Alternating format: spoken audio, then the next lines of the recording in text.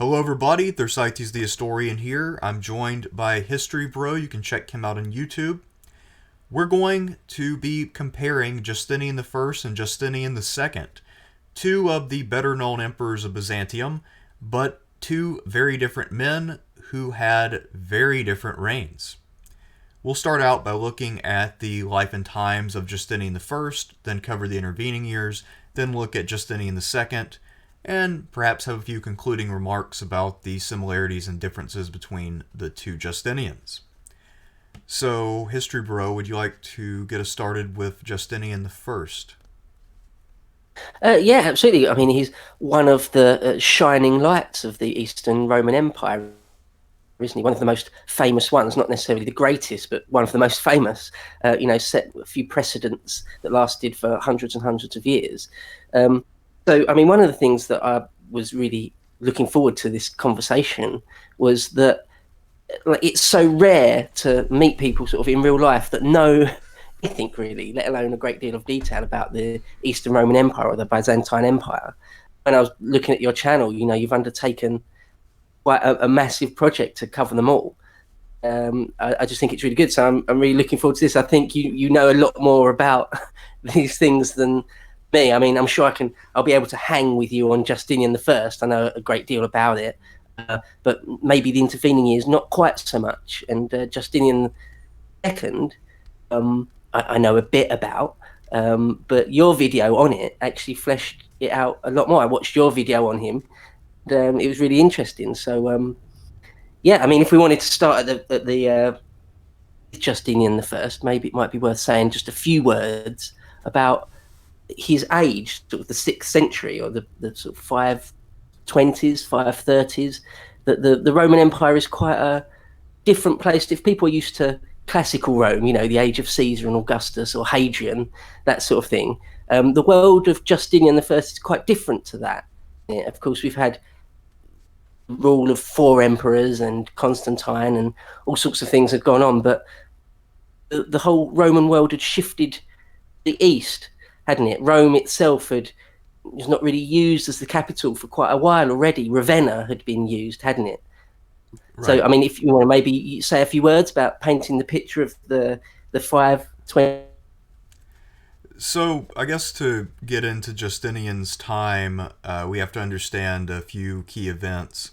First is the fall of the Western Empire. This had occurred a few reigns before Justinian in the time of the Emperor Zeno.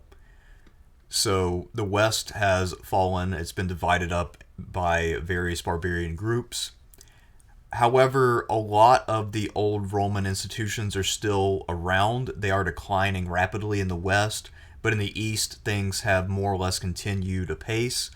The East always had a larger population and more wealth than the West. A lot of the East continued prosperity is due to the Emperor Anastasius I.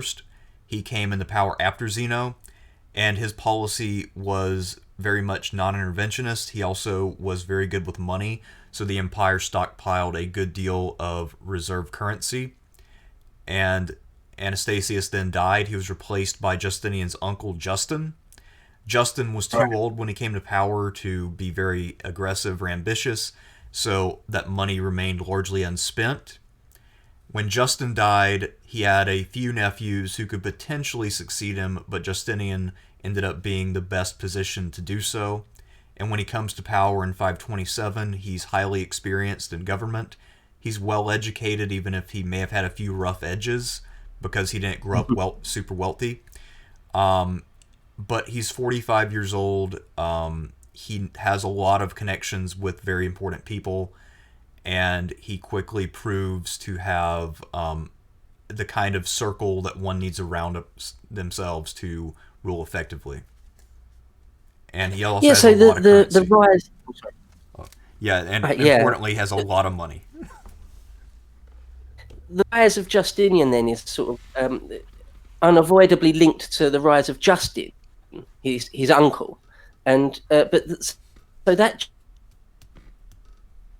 he came from nothing, swineherd or something like that, but he joined the army and rose prolifically through the army to become which transition emperor. And so Justinian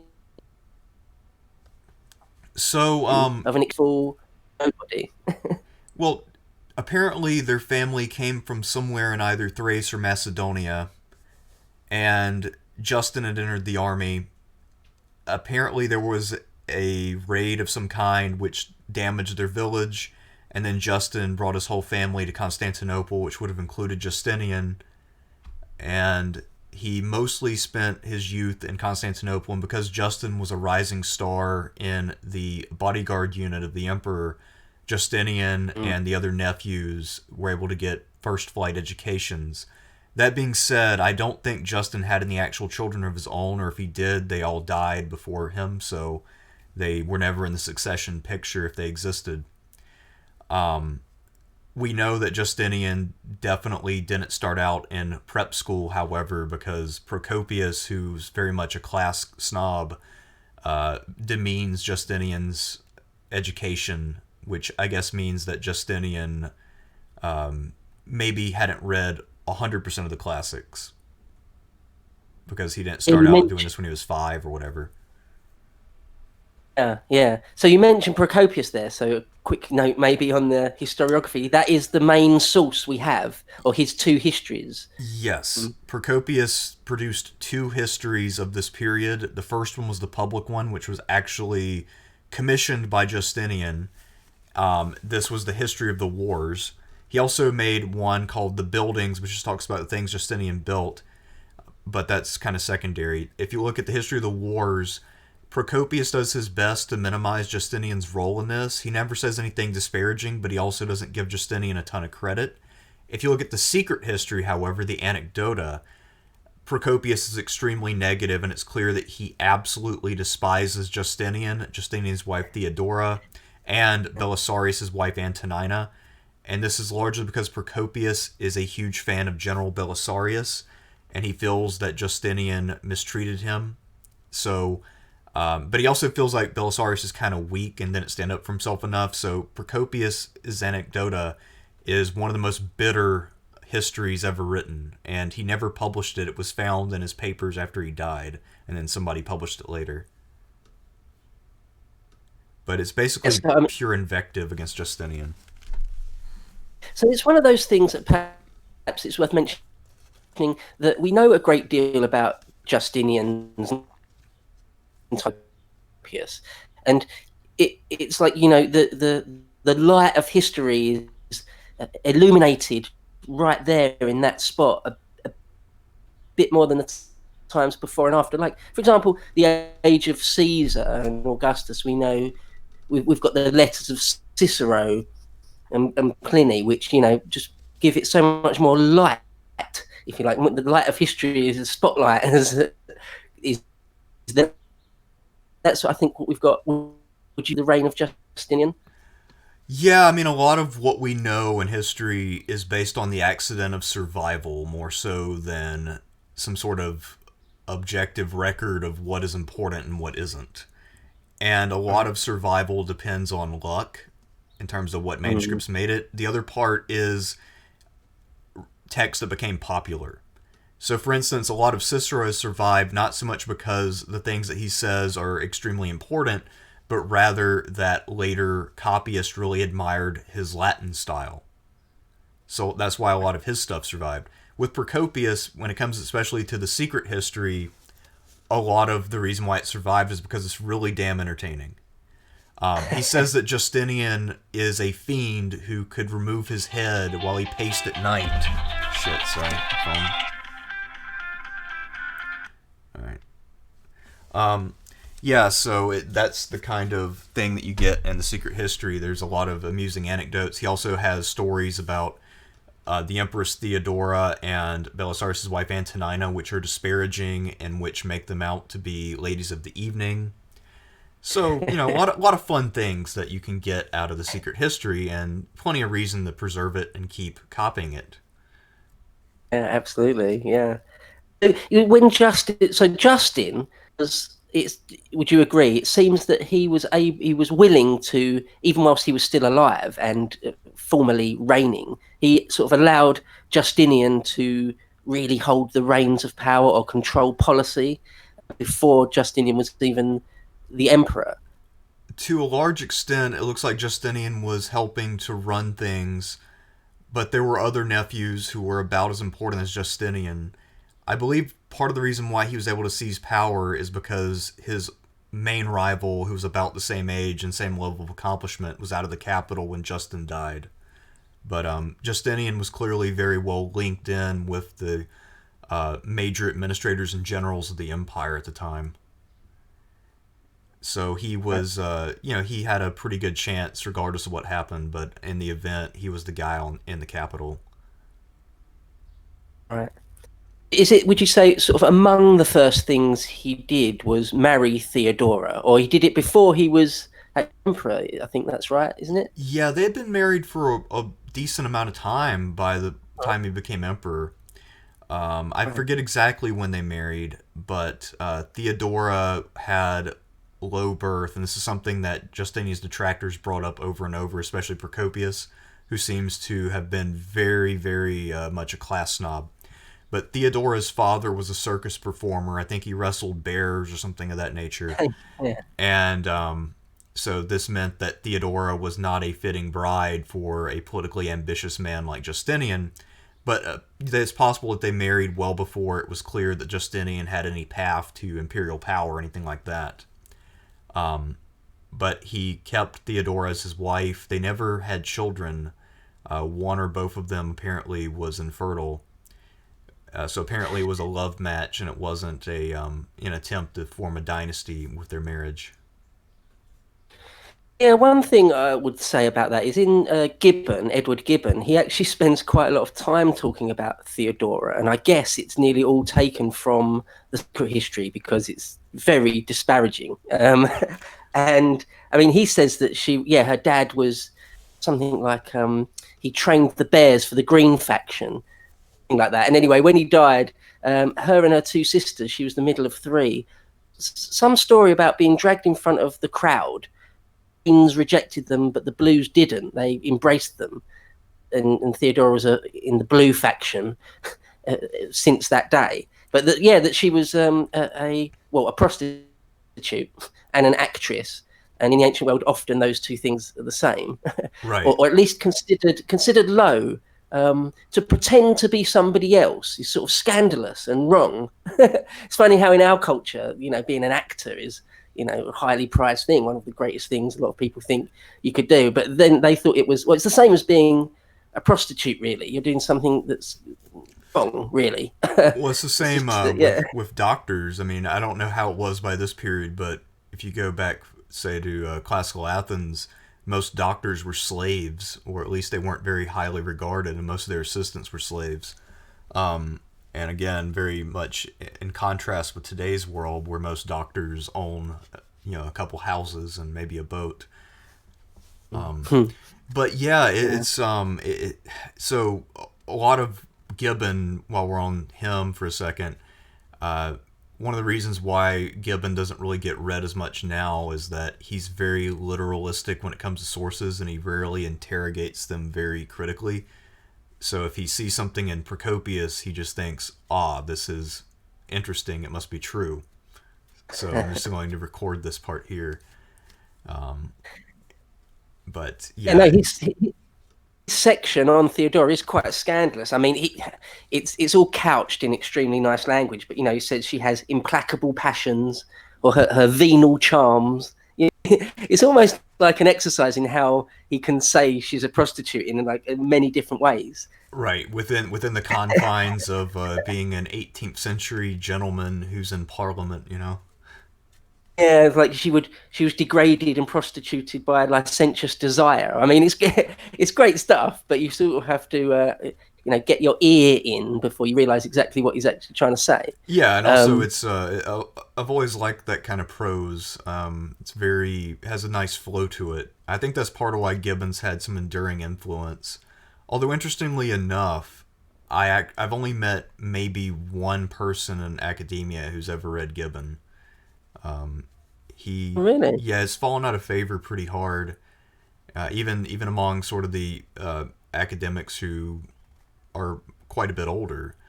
Um, All right, that's interesting because I really like Gibbon. I'm a big fan, and I mentioned it to someone. Well, I put in their chat, mentioned it to someone, and they had a similar reaction to you, like, "Oh, a bit, a little bit of distaste, like, oh, that's not really, you know, that's not really top tier history anymore." And it's fair enough. He was a man of his time, of course, as all histories are.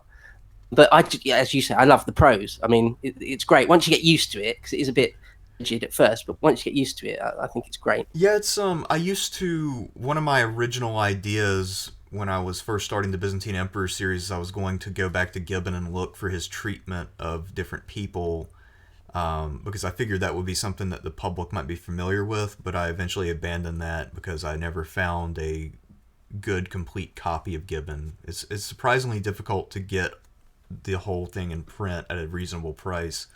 You can get the abridged versions pretty cheap, but the full versions tend to be a bit pricey for what you're getting. Yeah, I do own a copy of all the volumes, and I got it second hand, and it was still quite expensive. Yeah, quite right. So one thing he said that actually made me laugh when I was rereading it the other week in preparation for this, he said about Theodora that the female mind is totally depraved by the loss of chastity. Now, if that isn't a dated line, if that is, I don't know what is, but Yeah, sometimes yeah, exactly. I mean, it kind of it's gives you the comical. a sense of when he wrote it. Um, but also, it's kind of funny because that gentleman's history of Gibbon and those kind of guys. They would always look for the moral lessons for the present, and some of the things they came up Mhm. with sometimes were pretty damn amusing. Hmm. So Yeah, but I mean, so Theodora's story is really important to Justinian's, though, isn't it? Because he makes her a joint empress. Well, that was actually, this is a question I wanted to ask you. Um, Justinian had the law changed, I think, before he became emperor.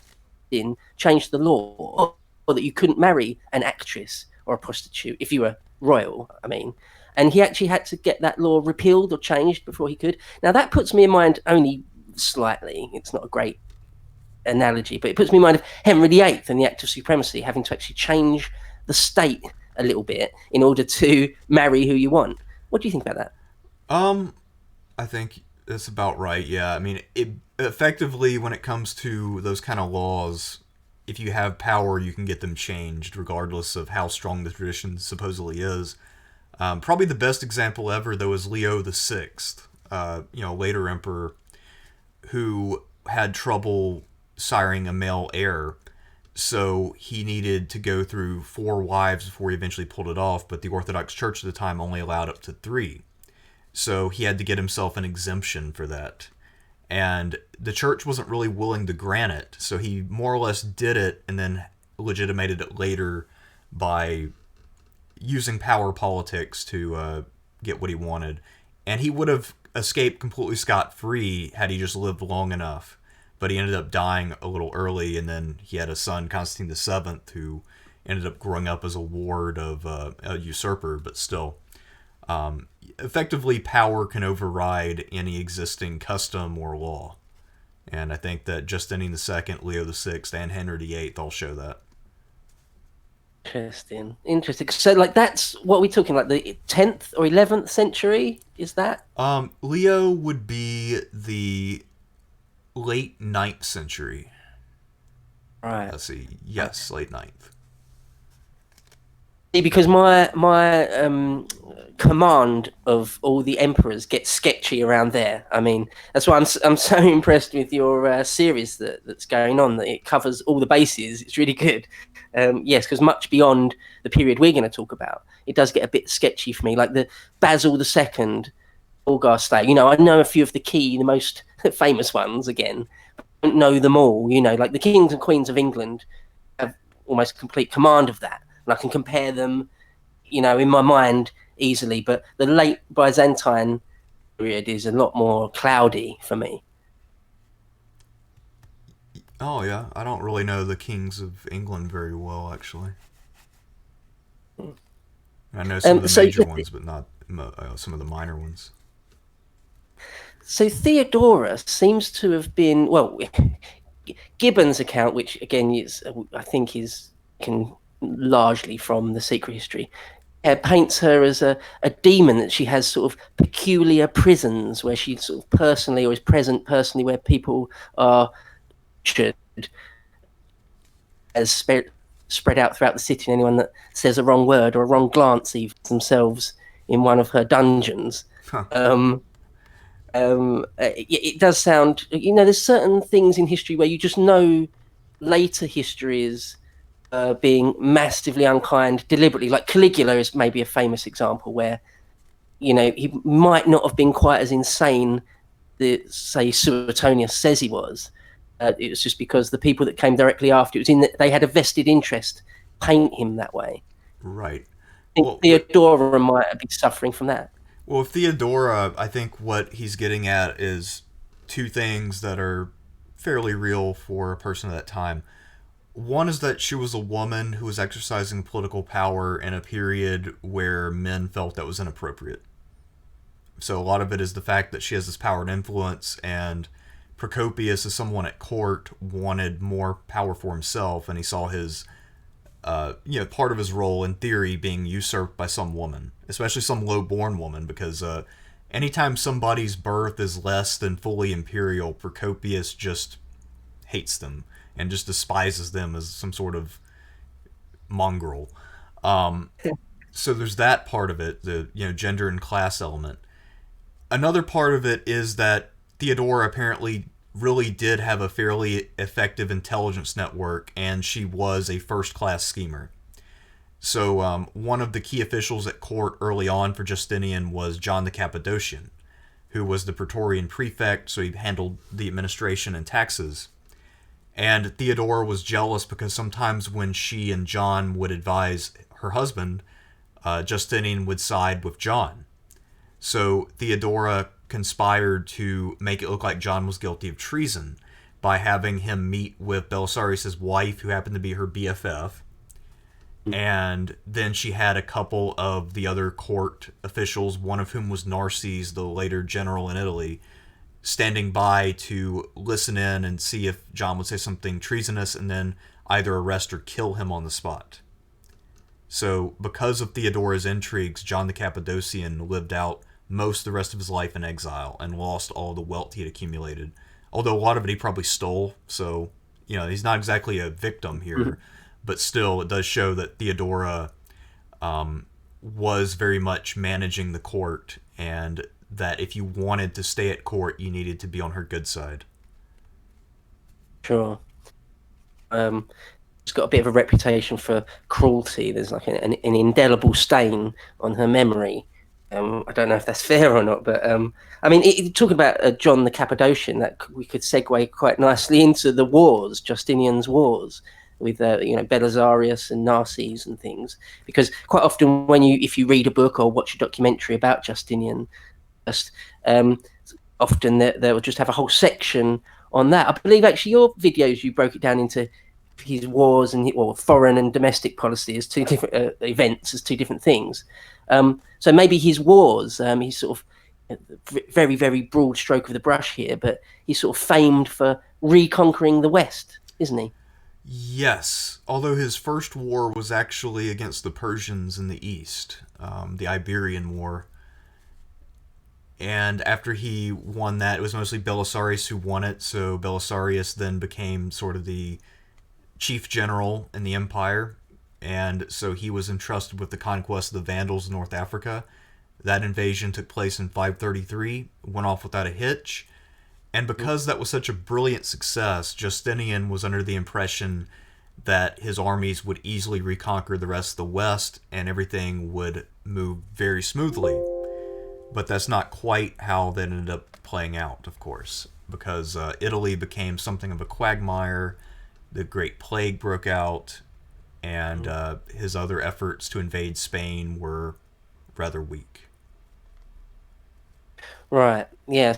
So Belisarius goes over there, and I suppose we get into that place where when an emperor has a single general that's too powerful, maybe a cliche to mention MacArthur, but any single general that has got huge numbers of men or legions under him. I don't think Belisarius' armies were that massive, but nevertheless, you've got a preeminent general who, if anyone's going to topple you, if anyone's going to march home and march on the capital and take your position, it will be a man like that.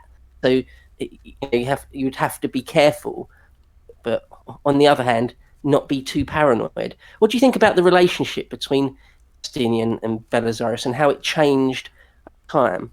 Well, I think at first Justinian was deeply grateful for Belisarius. He resolved the conflict in the east pretty speedily. He goes to Africa, gets that done in record time. And at first, the invasion of Italy is proceeding apace. Belisarius manages to liberate Rome and a bunch of other important cities. But then he decides to pull Belisarius out. Now, there are a few times where he removes Belisarius because it looks like a war might be brewing somewhere else. But I think also Justinian was aware that any kind of highly successful and popular general is a potential threat to the throne, especially since Justinian by this time is already middle-aged and has no military experience, so he's never going to go out and win military glory. And he knows that most of Rome's emperors over time have been successful generals. So I think that it's not entirely crazy that he kept trying to keep Belisarius' glory limited. There actually was some method to the madness. That being said, it probably did prevent a decisive victory against the Ostrogoths. So his timing was bad, but the actual idea of keeping Belisarius in check was pretty rational. Yeah. And isn't there a period during the Italian Wars where Narses and John the Cappadocian, perhaps the next two most important generals, is there not an episode there where it's unclear who has overall command? Or it should be Belisarius, really, but there's some sort of insubordination from the other two. Well, John the Cappadocian never really left Constantinople. He was mostly just an administrator, but Narses had some issues with other generals, including Justinian's nephew Germanus wasn't one. And I can't remember, there was another guy who was a fairly successful general, but I don't think he was ever really commander-in-chief, but he won a good number of battles. His name escapes me right now. But anyway, there were some command issues, and there were times when Justinian was loath to appoint a commander-in-chief in Italy because he didn't want anybody to win too much glory. And that is where Totila manages to really get the Ostrogoths back together and start retaking territory. And this is partly why Italy declines, because of all the damage done from this prolonged war. So if he had just let Belisarius finish the job, Italy might have been secured without a lot of damage, and then it would have been a fairly rich and prosperous addition to the empire rather than a quagmire. Right, yeah. I mean, if we could talk about Rome itself, the city of Rome, briefly. But by this point, well, in one of your videos, I actually heard you give an opinion that I thought was really interesting, because different historians, I think, argue about to what extent Rome had declined by this period, say that the 530s or 40s. They say some on one end of the spectrum, they say it was almost like a ghost town. There's just a few cattle, a few starving cattle roaming around the forum. And others say, actually, no, there's still tens of thousands of people there, surely. I wonder what your thoughts were on that. Pre-plague, let's say Okay. Justinian. So, what?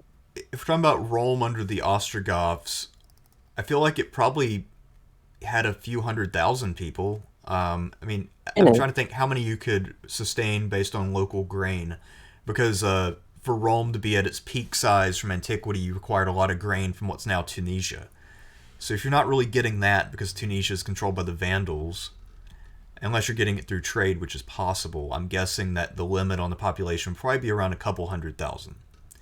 But at this point, the aqueducts the aqueducts are still running, so there's water. You have overland connections in Italy, and the Ostrogoths control most of it, so you have enough food if you redistribute it. So I imagine it's still a pretty functional city. It's a little depopulated, but it's still recognizably Rome.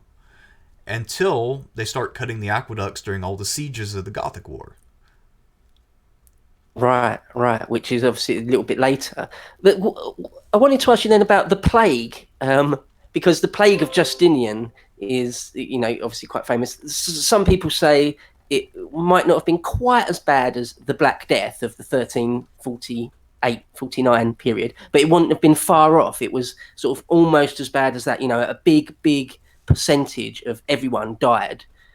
That the world was, or society was, fundamentally different afterwards.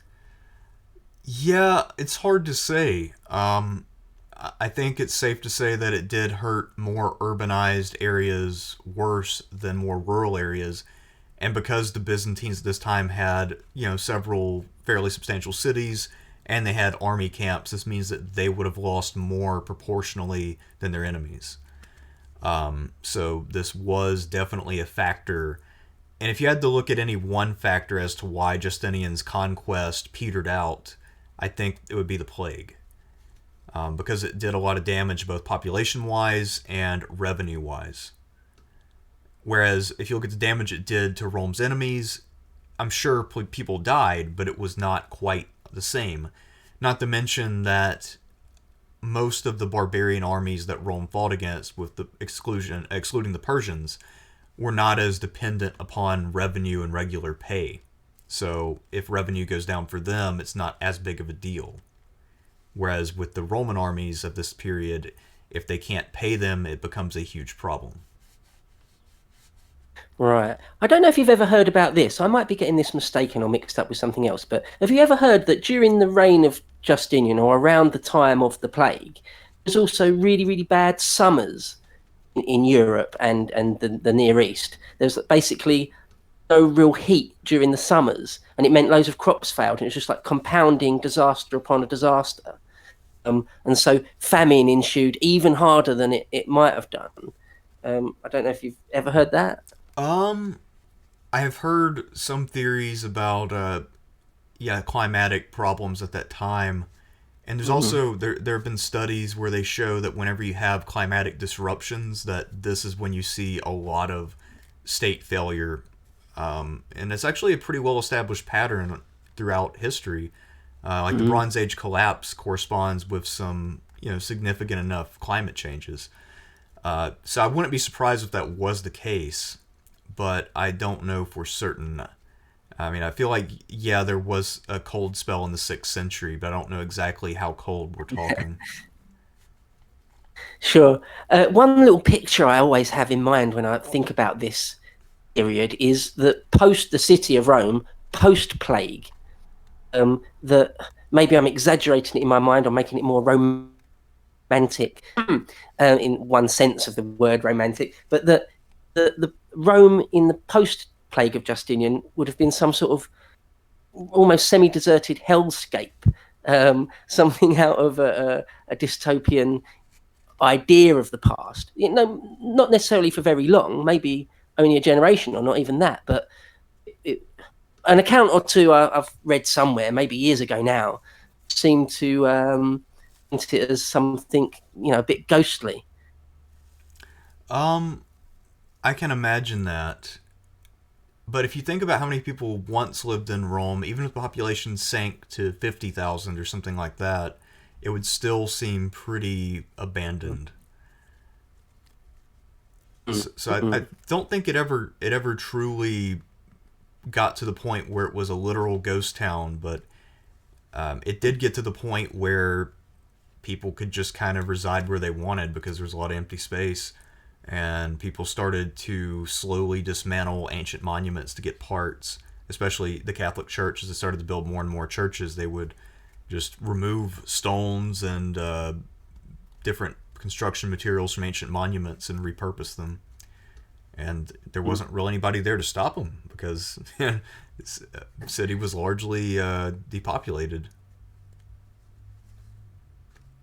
Yeah, so I mean, jumping back to Constantinople, maybe we could talk a little bit about the factions from the Hippodrome, because it seems to me, um, I'm not going out on a limb here. Listen, it seems to me that those factions, there were four: the red, the whites, the greens, and the blues. But the main two were the greens and the blues. that they really were like really organized crime syndicates of a type, and they infected everything, every asset of the state, of the apparatus or the bureaucracy. I mean, is that your impression? Yeah, I think they probably were a little closer to organized crime than they were to sports franchises, which is the other comparison people use. That being said, we know surprisingly little about them, other than that they like to cause problems, and that they had questionable affiliations, and they also had their own fan bases and whatnot. It's also possible they had some sort of neighborhood association quality to them, where if you were a member of one of these factions, you got certain benefits out of it. But it's Yeah, for sure, and yeah, just like protection, it's like a protection racket apart from anything else. kind It's of like we're in this, and we've got guys in the judiciary or in the cogs of government itself, and the army and all that sort of thing. And so I mean, it's probably worth stressing that Justinian and Theodora were both Blues, weren't they? They were massive fans of the Blues, firmly in the blue camp. And it seems, what line did I read here? That the Blues were insolent with royal favour. In other words, at some point, the Blues realised that they could really push their luck and get away with a lot because, right. and at some point, the Blues got really out of control. Yeah, I mean that's probably a big factor. It's hard to say exactly what differentiated the blues and the greens. It doesn't seem like there was any real political division aside from who knew who, and also who had connections with the throne at this time. And then I guess the whites and the reds at this time were more or less the minor league teams for the greens and the blues. I can't remember which one was associated with which, but each one served as more or less a subordinate group for either the greens or the blues. Oh, probably we should say for people who might not know that in Constantinople there was a hippodrome, like Yeah. a giant stadium type thing, and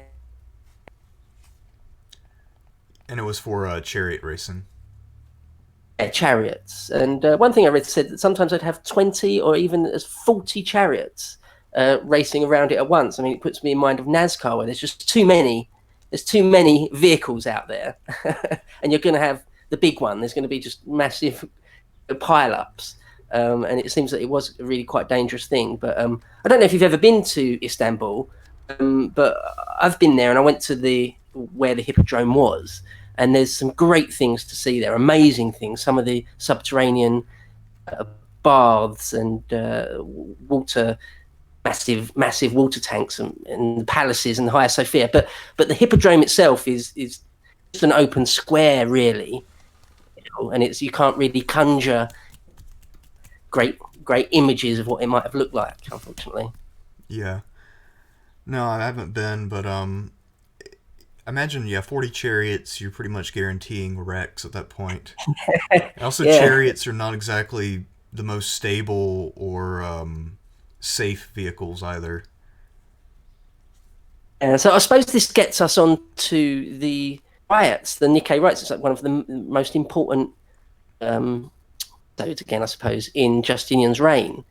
It sort of sets the tone, and yeah. So I mean, if you want to maybe Oh, the Nika a few riots. words about So the Nikkei riot. yeah, in 532, um, Justinian had been trying to reallocate funds to projects he had coming up. Mostly, he was starting to engage in grand construction. He hadn't quite envisioned the Hagia Sophia yet, but he had some other projects in mind. And he was also beginning to ramp up for some wars of conquest because he's just fresh off of the victory against the Persians. And apparently he made some cuts to different programs around the city which have been sustaining jobs. So there's a little bit of civic unrest. And there's also the usual factional strife between the Blues and the Greens, and sometimes, just like with a lot of sports teams, this can get violent. Think of the Bulls and the Pistons back in the late 80s, or I don't know, I guess there are a lot of European soccer teams where there are brawls that break out over fandoms. Sure. Anyway, so there was that source of tension, and it also appears that because Justinian was so eager to fund his various projects, taxes had gone up, and there were also widespread rumors that John the Cappadocian and a few other officials were on the take. So people were upset, and there was a lot of tension in general. And at one of the races, something happened, and it kind of spiraled out of control. And then a senator named Hypatius tried to become emperor using the power of the circus factions. And this created basically a state of siege between the palace and the Hippodrome, which are right next to each other. And at first, it looked like Justinian was going to be able to resolve this peacefully. He managed to hold off the initial mob, and then he sent out Narses with gifts to win back the blues. It looked like it was going to work, but then when Belisarius tried to arrest Hypatius, the crowd defended him, so a full-scale battle broke out. And the situation was dire enough leading up to that decision to fight it out that Justinian had considered fleeing the capital. But then Theodora effectively told him, no, you're going to stay and fight.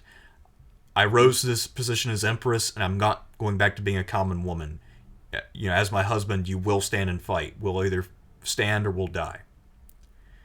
So, Justinian sometimes could be a little bit weak-willed, and he did rely on the people around him to have a backbone for him. And in this case, the backbone ended up resulting in maybe a few tens of thousands of deaths in the street.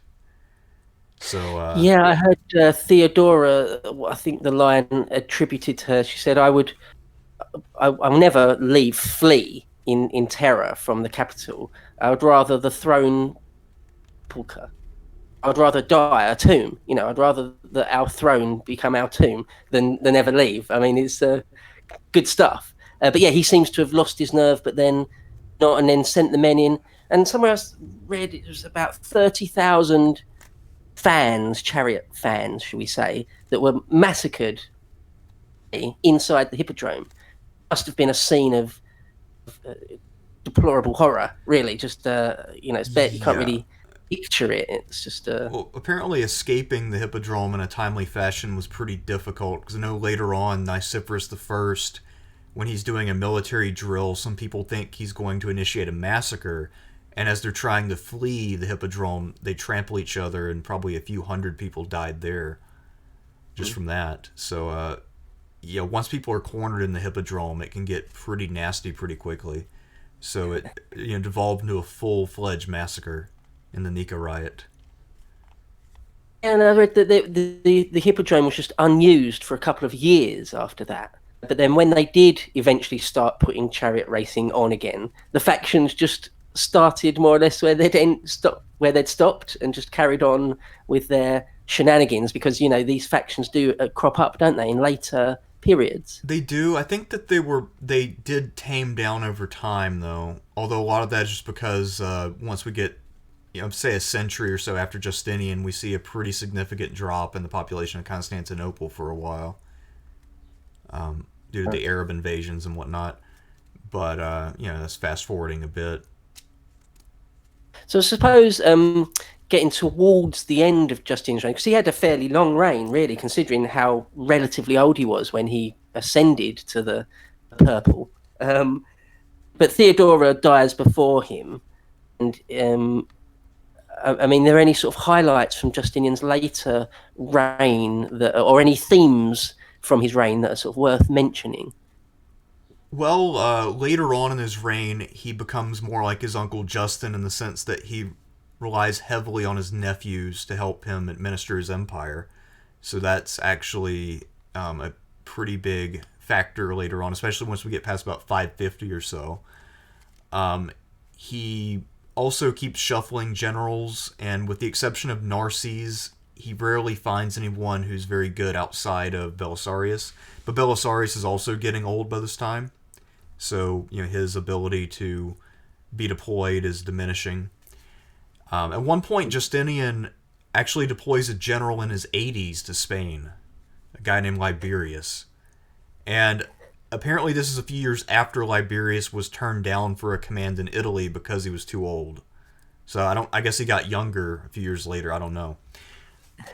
But anyway, Justinian's later reign not actually terribly eventful in terms of foreign policy, and a lot of his domestic projects had also already been finished. So obviously, the highlight of his domestic program was the construction of the Hagia Sophia, and that began not long after the Nika riots, which in part helped to burn down the previous building and gave him an opportunity to rebuild in grand fashion. I don't remember exactly when it reopened, but probably by about 550 or so. Then he also did a reorganization of the law code. That was his other major contribution. But Of I get course, yeah. the corpus, which would stand for I think over 100 years actually, and it was the last Byzantine law code to be put in the Latin. It's also one of our most important sources for Old Roman law because it preserves so much, along with the Theodosian code from about a century earlier. Anyway, his law code was a huge deal, but I think he did that fairly early. So his later years, a little bit depressing. He was increasingly alone and reliant on his nephews. And when he dies, his nephews will also compete for the throne. Both of them are named Justin, and one of them wins. So, Right, yeah. I mean, one other thing I think we failed to mention was that during the plague, looked deathly, looked like he was certainly going to die. Theodora took over the reins of power in that brief period, but of course he didn't die; he recovered. But I thought we just mention that real quick. But yeah, so when Justinian does die, as you mentioned, I think right near the beginning, he didn't have any children of his own, and so yeah, it has to go. Well, is it Justin the Biter? I think you said that in one of your videos. yeah, there were two Justins, and I guess in theory they should have been pretty similar because they were both nephews of Justinian and had held similar positions, but the one who probably would have been a better ruler by virtue of not going insane did not end up getting the throne. Whereas the other one who went crazy a little after coming to power ended up being the successor. Right. So I mean, it's always really difficult, isn't it, to make any sort of medical diagnosis, let alone sort of mental health diagnosis.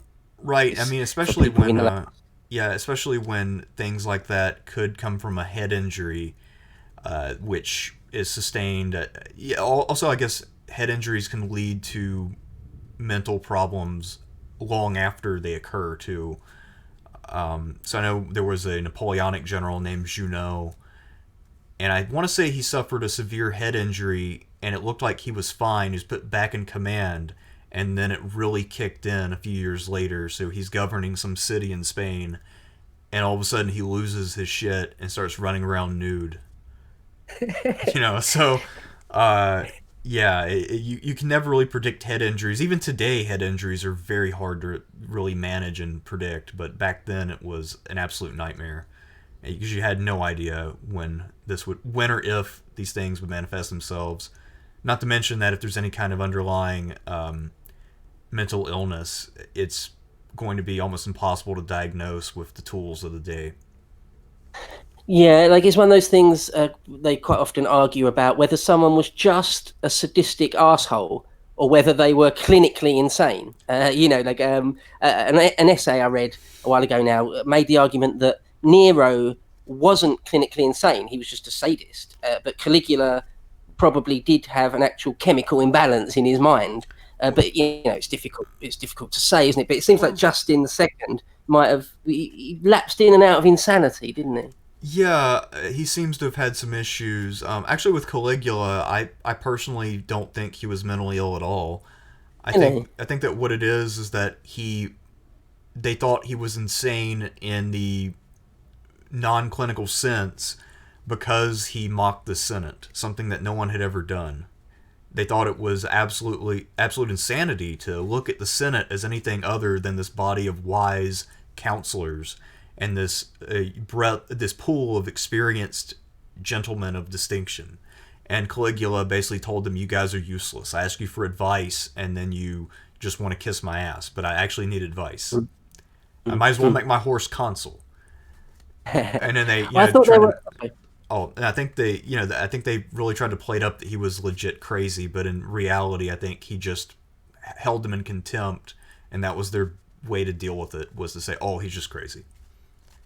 I don't know if there's an account. I think there are accounts of saying that he had sort of blinding headaches, and that it's difficult to put modern terms on it, but some sort of personality disorder where he thought he thought he was divine. There's various things like that. But again, whether you believe the accounts, but this poor just seemed like well, in his more lucid moments, even realised that he was insane, and so he Caesar, emperor, Yeah. So I guess sort of rule friend Constantine with. Oh, you're cutting out for a second. Say relationship and Tiberius II was like an Augustus Agrippa. Oh dear. Yeah. So I think you're Can back. you hear Yeah. me? Am I coming through? About Tiberius II. Yeah, I was just going to say, I feel like the and Tiberius II is a bit like Augustus and Agrippa. It's like most trusted best friend of making him something like second in command. Yeah, I mean that's basically sort of what happened. It was a fairly peaceful transfer of power, and that didn't last for too long though, because then Maurice came along. But Maurice was a pretty talented guy.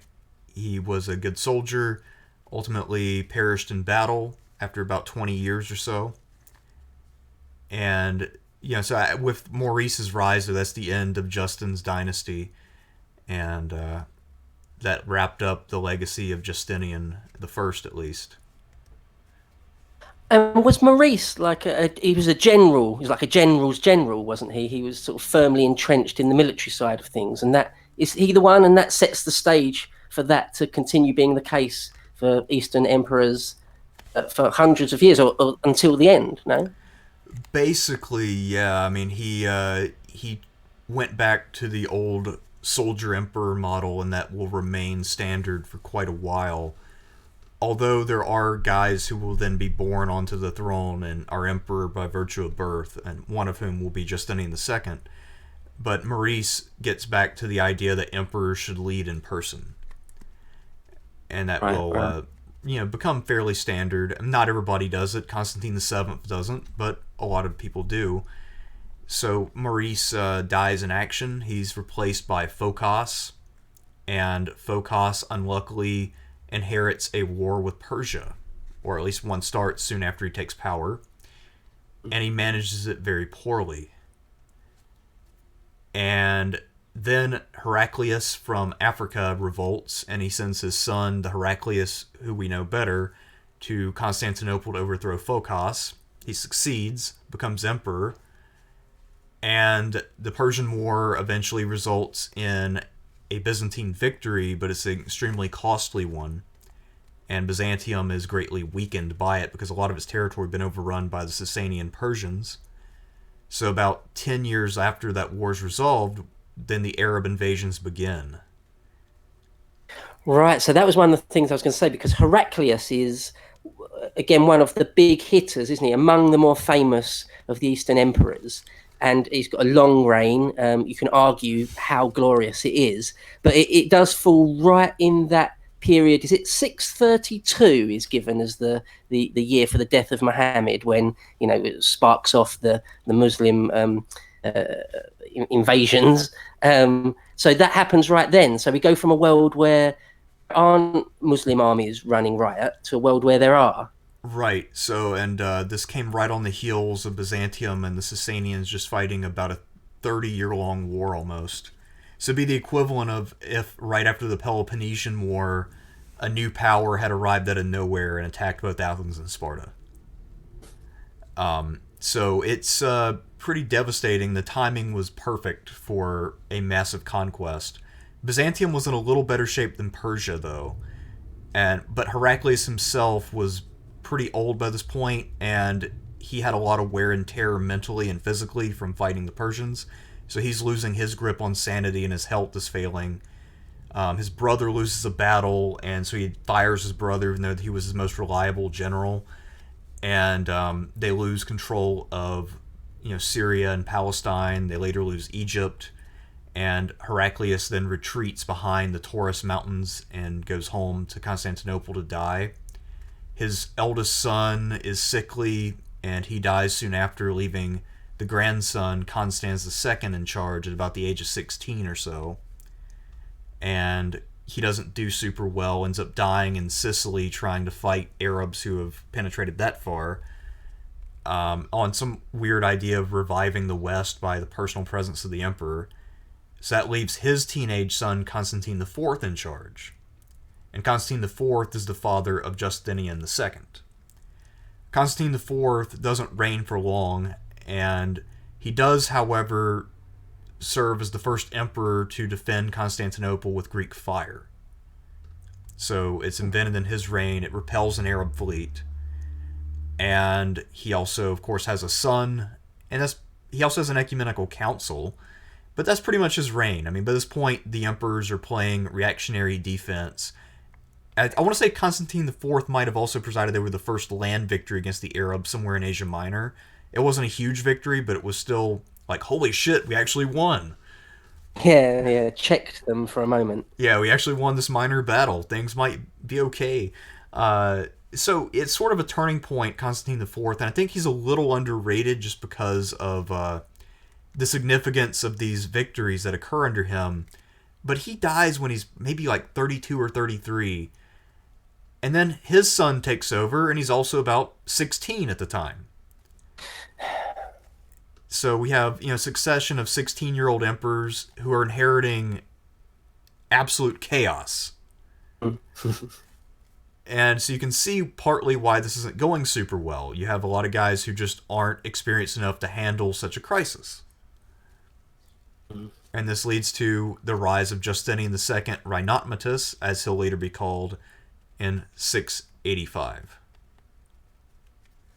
Right, so he's famous for, that epithet, it's to do with his nose. That's sort of the headline thing, is if you learn anything about Justinian II, is that he had his nose chopped off.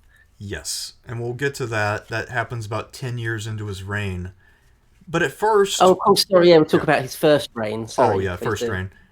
So he famously has two reigns, and that's also pretty unique. His first reign is 685 to 695. And in theory, he had what it took to be a good emperor. He was born in the purple. He was a descendant of Heraclius, so the dynasty was very well established by this point. His ancestors had all accomplished things, even if some of them were a little bit not that impressive, like Constans II. He had at least fought for the empire. So Justinian II comes into power. He should have the full obedience of the state.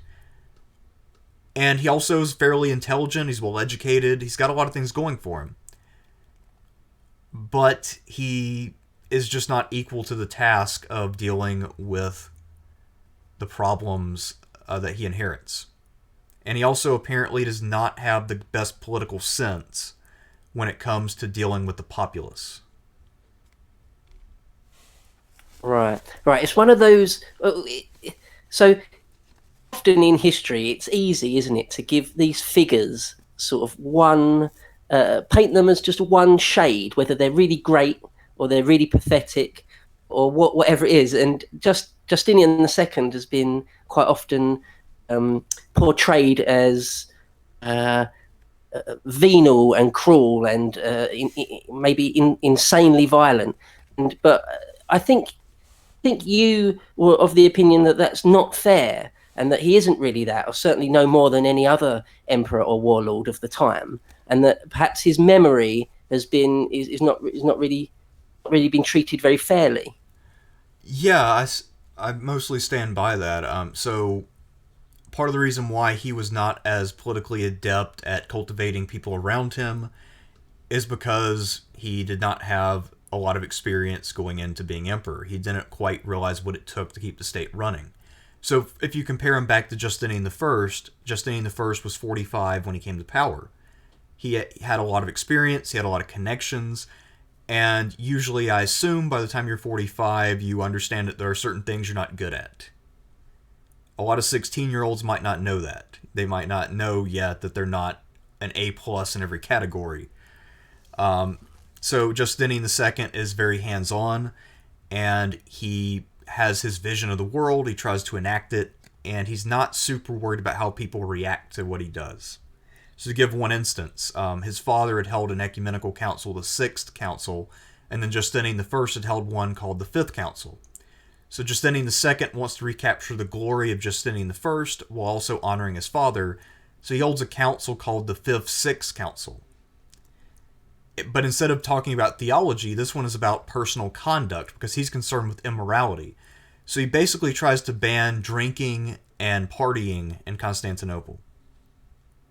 Oh yeah, he's like a Puritan, isn't he? Yeah, so he's, not very much fun, and he doesn't understand that there are people who are not going to take kindly to having their pleasures taken away. So Yeah, I think of him possibly as because he was quite young, or very young, really, to ascend to the diadem. That he was just, and he had a reputation for being a some sort of Puritan. That yeah, it's I don't know if it's entirely unfair, just that he just didn't have the worldliness. Yeah, I think that's a way of putting it. Like as you say, to compare him to Justinian I, who probably was quite worldly, really quite savvy by the time he got to be emperor, and that Justinian II just really isn't that, and as you say, finds himself in a world that is just far more dangerous, if you like. There's just many more enemies at the borders. right, so he usually the assumption in a lot of the sources, and keep in mind, all the sources are written by very rich, well-born people, is that everyone loves emperors who are born in the purple. And Justinian II, so in theory, because he's born in the purple, everyone should love him. But I think what a lot of writers like Procopius from the time of Justinian I don't realize is that people will love someone right up until the point where that person makes life worse for them. Mm. And Justinian II, by trying to take the fun out of life, alienated a lot of the people who otherwise might have rioted at his removal later. But as it is, he managed to alienate the common people by being anti-drinking and dice and all that other stuff. And then he slowly but surely alienates a lot of the officials around him by being kind of generally arrogant. That being said, Justinian II is a pretty intelligent and well-informed guy in general, but he doesn't really have very good people skills, at least not early on. He thinks that he's there to be the savior of the empire. He probably has some idea of himself as appointed by God in some way. But there are people around him who probably think he's just a punk-ass kid. But it never occurs to him that this could be the case. So he slowly but surely alienates a lot of the people around him. He also is a decent general, but not a great one. So he doesn't win any signal victories which really solidify him with the army. So he doesn't really have a strong base of support. The people are pretty indifferent at best. The people around him don't like working with him, and then the army isn't blown away either. So as things continue to not go super well, if there's an ambitious usurper who rises up, people might be willing to give that guy a shot. And that's what happens. Yeah, I was just going to say, so he gets usurped, doesn't he? Yeah. I forget what there was a battle he lost which kind of led to this. I can't remember the name of it, but effectively he was doing pretty poorly in one of the wars. I think against the Bulgars, perhaps. But one question I wanted to ask you just before we go into his period of exile was about the sources actually on Justinian II. A couple of names that I'm not that familiar with. The main two sources for Justinian II's reign, but that they themselves were a good 100 years later. Now, I'm not that familiar exactly what was going on 100 years later? What sort of factions were in control? So I don't know if you could maybe light on that for me. Well, I want to say Theophanes is one of the major sources for Justinian, and he's sort of a 9th century guy. Mm-hmm. I'm not sure exactly how the politics of the 9th century would have shaped the memory of Justinian II. That would be an interesting study, though. Unfortunately, I don't know quite enough about that to really comment. But I guess it could just be that because the time of Justinian II wasn't super well recorded, it falls more or less in what is known as the Byzantine Dark Age. Because of that, I think that most likely Theophanes has a very limited pool of sources to draw upon. And apparently the only tradition that survived was a negative one. Because we know that there were other people who were more impressed by Justinian II than Theophanes. There are contemporary accounts from other civilizations. I think it was an Arab source perhaps, talking about a treaty that they made with Justinian. And in that one, he comes across much better. He seems like he's very knowledgeable and a pretty good diplomat. Right. And apparently the diplomats were talking about working with him, and they never mentioned him being cruel or arrogant or anything of that nature. And apparently they reached an accord, and there were no real issues. Right. Oh, another thing he did, I think this was still first reign, might have been second. Justinian is the first emperor to put the image of Christ on coins, at least on the solidus coin. So I guess you could actually make a case that he tries to paint the conflict between Byzantium and the Caliphate as something of a holy war. And it also pisses off Egypt because they were sending him materials. And I think they put some sort of Islamic symbology on whatever material they were sending, and then he retaliated by putting Christ on the coins. And that's also what then caused the Arab world to really start minting their own coinage instead of using Byzantine coinage. So it became a bit of a symbolic pissing contest, and that was the doing of Justinian II. That's interesting. I didn't know any of that. Yeah, so And so when Justinian's enemies get their hands on him, there's no holes barred sort of thing. right. So the usurper is named Tiberius the Third, or at least that's the title he takes.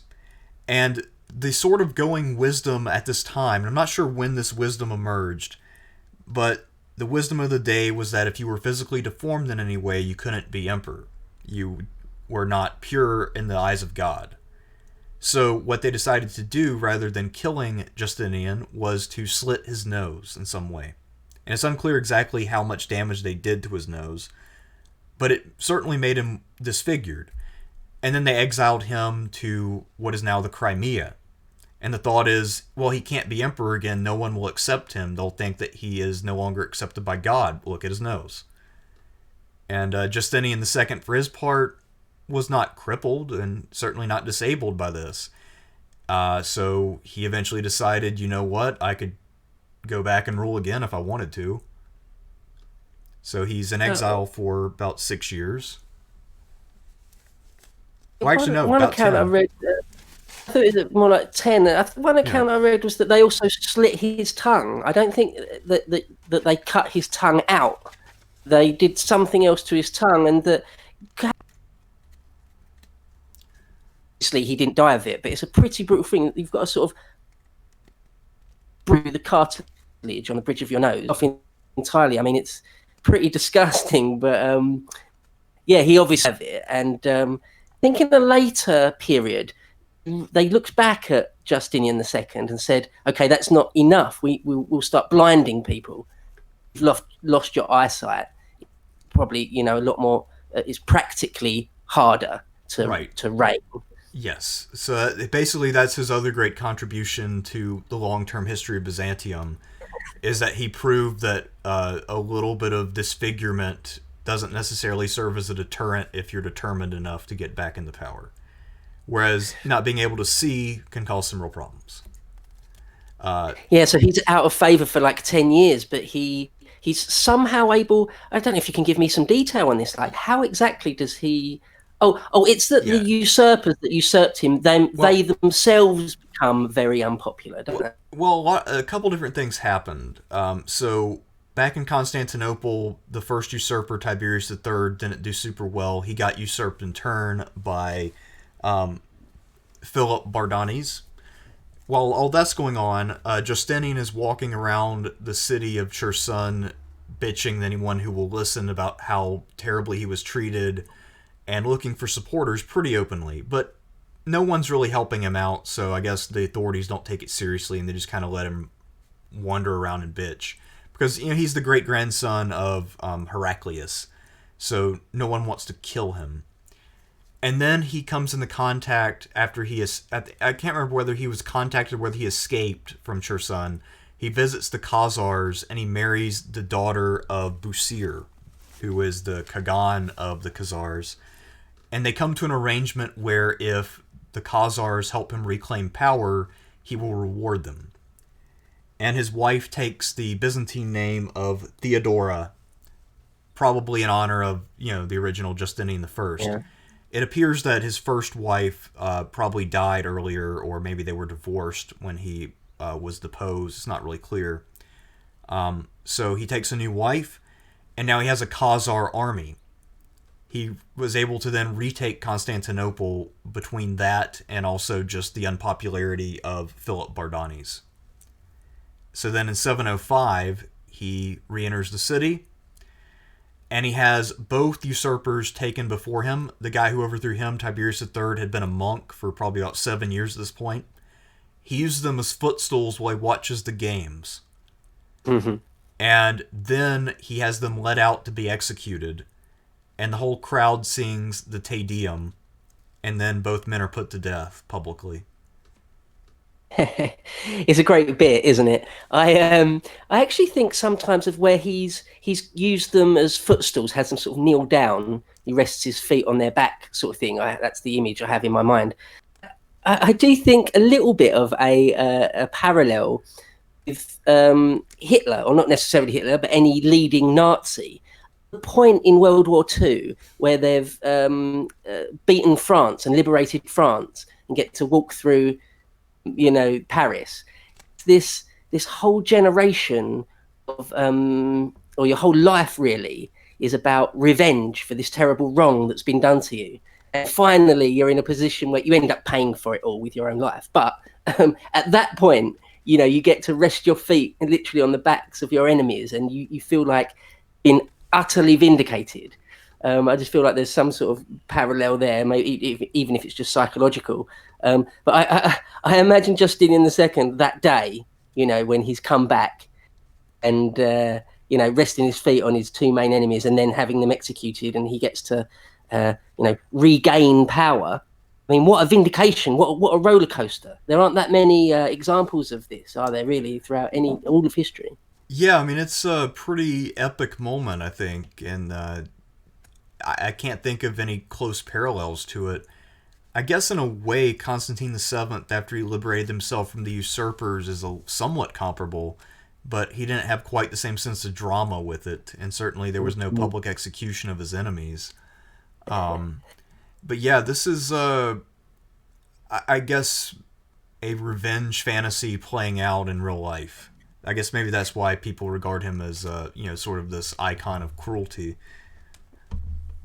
Yeah, like they say, like his whole character is just absolutely consumed by revenge. I mean, not necessarily. If he wanted to come back to power, he needed to take revenge. But I mean, yeah, there's a fair few examples of people that have been pinnacle of power, lost it, and then come back. It's Grover Cleveland was a president who was president twice with an interval. I mean, Churchill was minister twice. He was prime minister again in the 50s, or Gladstone and Disraeli were both prime minister multiple times. But getting to actually execute your enemies, Yeah. this is great stuff.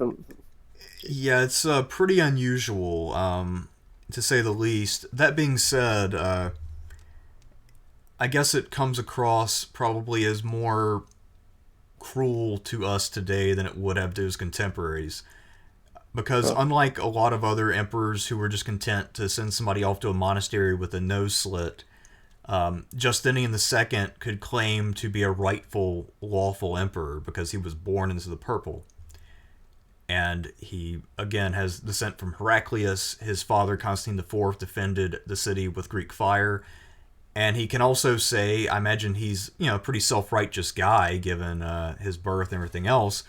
Look, my crimes were losing battles that everybody else would have lost too, and I tried to make the city more moral to gain the favor of God.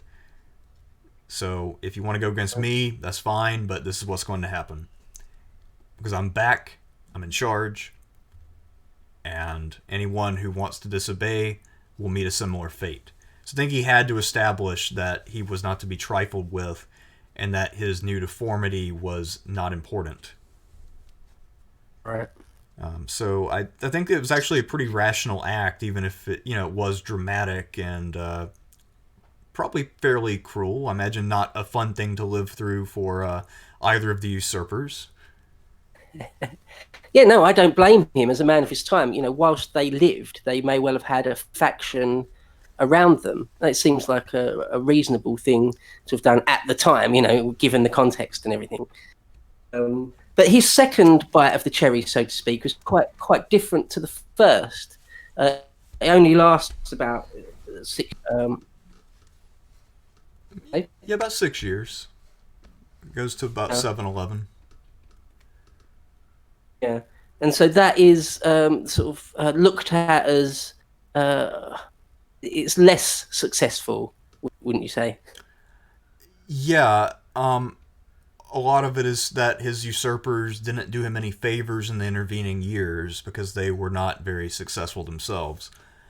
So Justinian is back in power, but things are not necessarily great. He also now owes a debt of gratitude to the Khazars, and that will be a problem.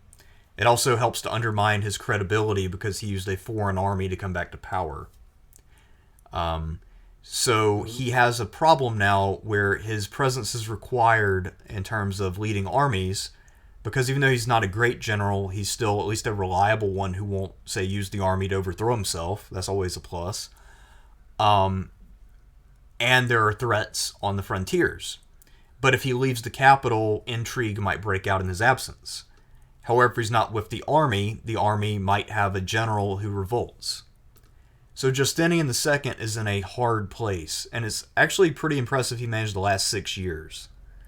Just because there was very little legitimacy with his return, and the Byzantines, by and large, were looking for a new leader who could guide them successfully.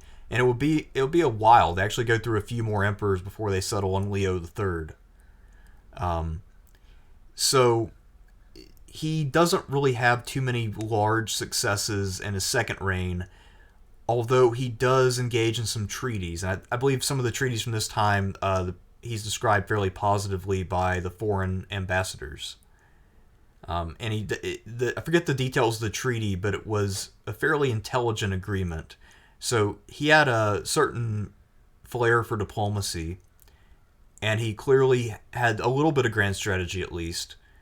But ultimately, I think his position at home was a bit undermined just by previous events and the fact that he had to worry both about the loyalty of the army and people in the capital.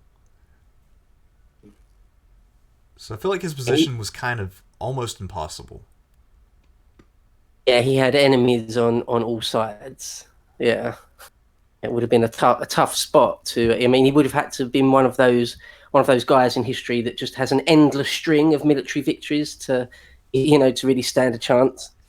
Yeah, I mean, he would have had to become Trajan, basically, and Yeah. he didn't, so. Did he come to a sticky end in the end? Yeah, so he eventually has to go out on a campaign, and so he leaves with his army, and he's going to try to intercept, I believe it's a Bulgar army, and while he's gone, one of his enemies takes another army and seizes the capital, so then that cuts off his retreat, and although he has an army with him and he's willing to fight to gain his way back into the capital, the fall of Constantinople makes his soldiers more or less abandon him, and then he's Right. just kind of arrested and put to death. It's pretty anticlimactic. Do they just chop his head off and throw him in the sea? Something like that, I think. I forget Maybe the I'm mixing exact way he was killed, but it was not very dignified, certainly. Yeah, so I mean, it's a stark contrast, really, to Justinian, who died in his bed, presumably. I don't know exactly if he was in bed or not, but you know what I mean. Um, he wasn't murdered. Um, Right. it's quite a stark comparison. The juxtaposition between them is quite striking. I would say Justinian the First is not glorious in the sense of, say, an Alexander. Close. It's not a massive exaggeration to call his reign a golden age. Well, I mean, If you can be, sorry, go on. with Justinian the First, I feel like he is much more of a bureaucrat than a soldier. I feel like he's more of an emperor along the mold of an Anastasius or Constantine the Seventh than an Alexander or a Basil the Second or someone of that nature. So I feel like he's almost a different kind of cat, a different beast altogether. But yeah, he certainly got to die in his bed. He had some achievements that got passed on. Yeah, I mean, his last years were fairly lonely, but there weren't any smashing tragedies which really just completely destroyed his legacy or anything like that. Whereas Justinian II, his end is pretty sad. And the worst part is that his son is also executed. He has basically a toddler at this point. Maybe he's 5 at the most.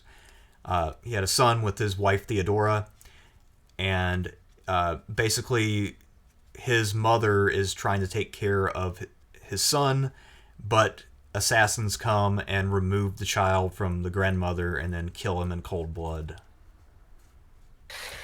That's really sad, isn't it? I mean, yeah, it's a horrible image. And that's actually how the line of Heraclius ends. You have about a 5-year-old child being seized from an old woman and run through with a sword. Yeah, I mean, I can only really characterize Justinian II's reign as a failure. I mean, there's ups and downs, but that's why it's so interesting that there are so many ups and downs and twists. So it's not just an abject failure. Far from that. But ultimately, yeah, he's killed, and his little 5, 6-year-old son is just murdered by enemy soldiers. It's hard to paint that in a good light. Yeah, I mean, Yeah, it's I think Justinian II is one of the more interesting emperors, but I don't think he rates among the best. well, I mean, just as a sort of anecdotal thing, but if you can be Justinian in some of the versions of Sid Meier's Civilization games, where I don't think you can choose to be Justinian II. Just It true. sort of it speaks volumes that one is sort of a fan of history, deservedly or not. The other one isn't. Is sort of if you have a very surface level armchair sort of level of understanding of the Eastern emperors, you just know that he's the one that had his nose cut off. Right.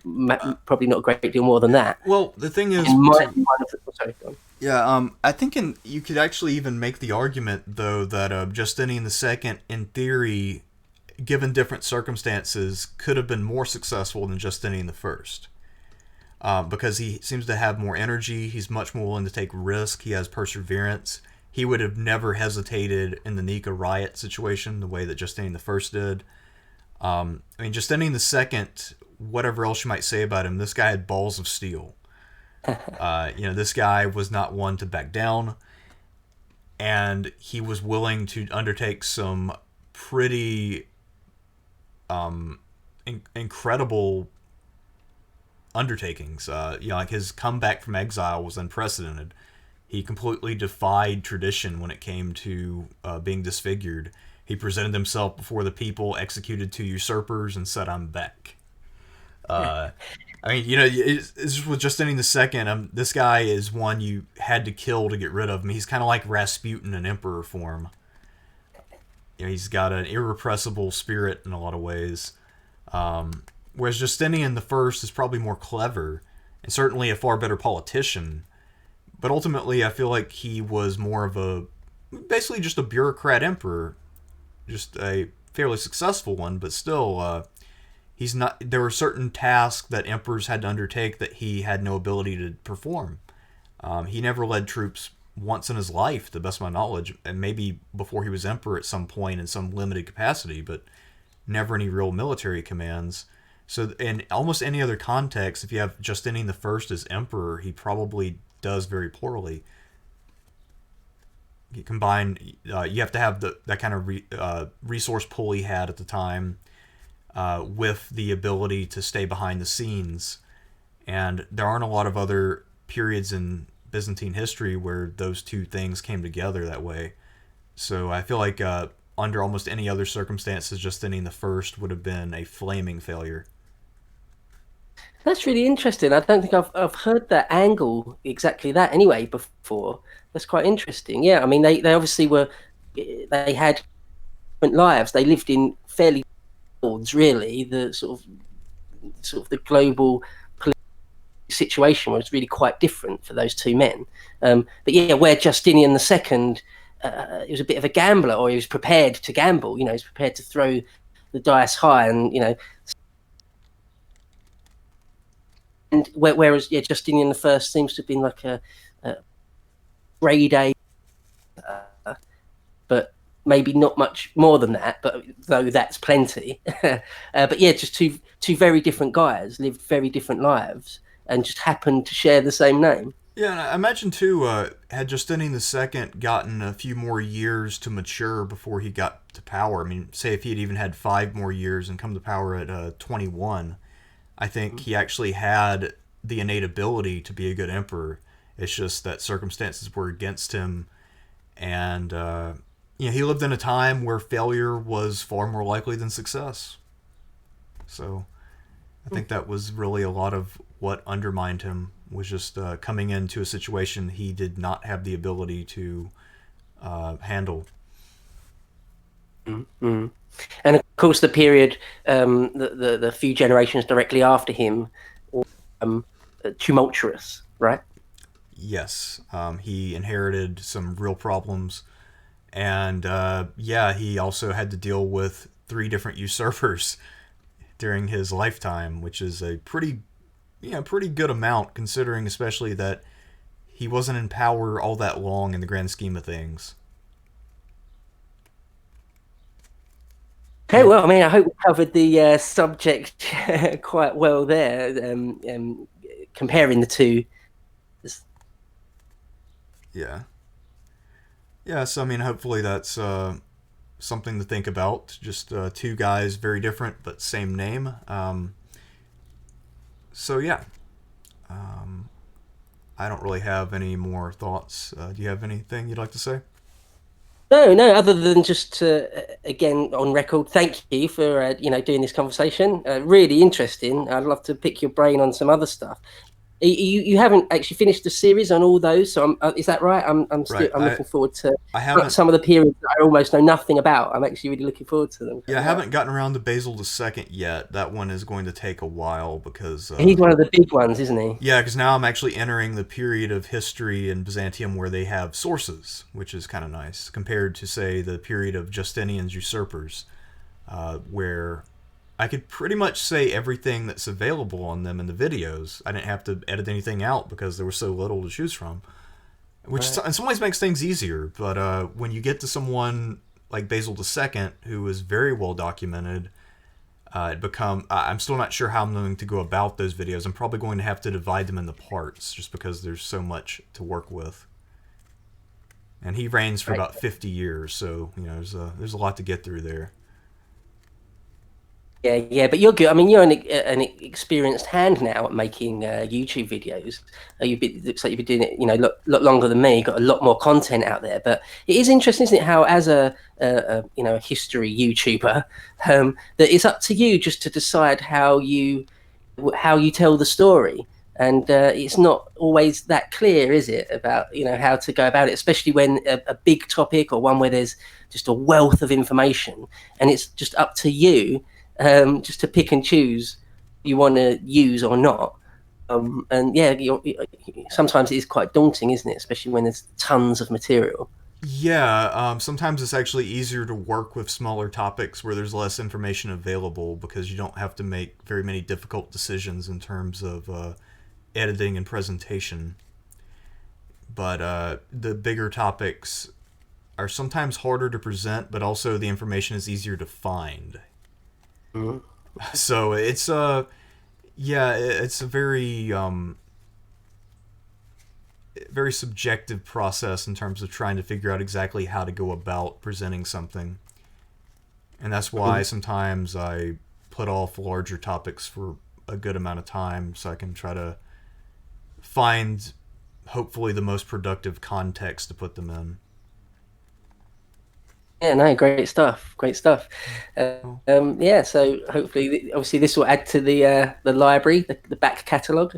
yeah, so thanks for coming on and discussing this with me. And Oh, thank you for having me on. Obviously, I'm a smaller channel, so I'm much obliged to you, and I genuinely appreciate it. Thank you. no problem, man. All right, well, good talking with you. And everybody remember to check out History Bros content. I know you have a number of videos up already. You had a series on Nixon, and I believe you also have. I think you talked with Sargon about Pyrrhus of Epirus, right? Yeah, with Sargon, I've got one on yeah, Pyrrhus, pardon me, Alexander, the Peloponnesian War, and another one. Anyway, yeah, there's a fair few hours of that, and yeah, you mentioned you saw my Nixon one. That's sort of the least watched. Yeah, I'm just sort of doing a bit of a scattergun approach of haven't really nailed down some big projects, but yeah, hopefully there'll be something that my aim was really to be a bit more ancient history themed. Right. Still doing bits and bobs. But yeah, no, again, thanks again for conversation. Appreciate it. Yeah, no problem. All right, well, that is all I have for you today. Remember to subscribe, like, comment, support me on Patreon, all that fun stuff. So until next time, I'm Thersites the Historian. Peace out.